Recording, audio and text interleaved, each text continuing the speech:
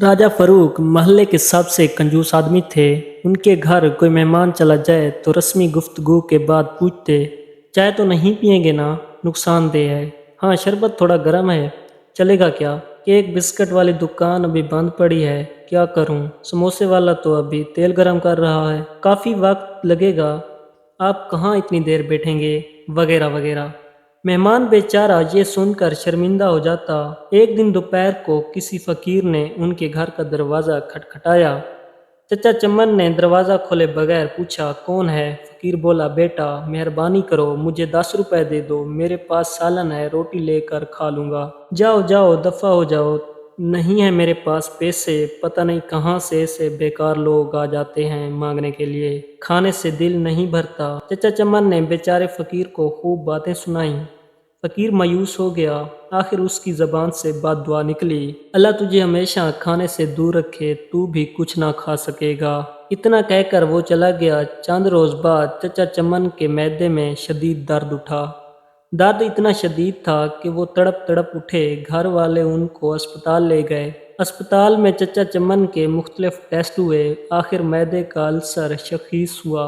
Doctor ने हिदायत की कि 10-15 दिन तक अस्पताल में रहना होगा ताकि मुकम्मल इलाज हो जाए। अस्पताल से घर वापस आए तो कमज़ोरी से निढाल थे। बहुत बुरा हाल था, कोई चीज़ हज़म ना होती। दही भी खाते तो उल्टी हो जाती। डॉक्टर के पास जाते तो वो कहता बद परहेज़ी की है। टेस्ट करवाते तो सब ठीक आते।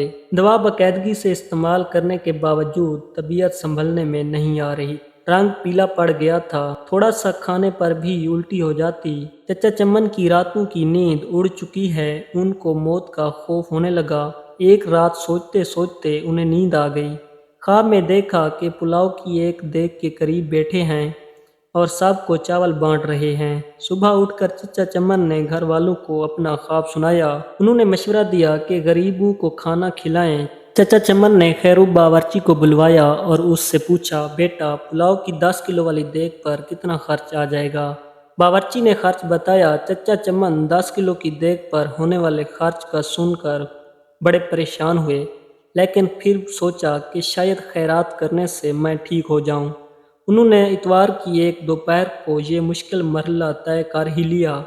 महल्ले के नौजवानों की मदद से महल्लेदारों और गरीब गुरबा में चावलों की तकसीम हुई। चचा चमन अब काफ़ी पुरसकून रहने लगे।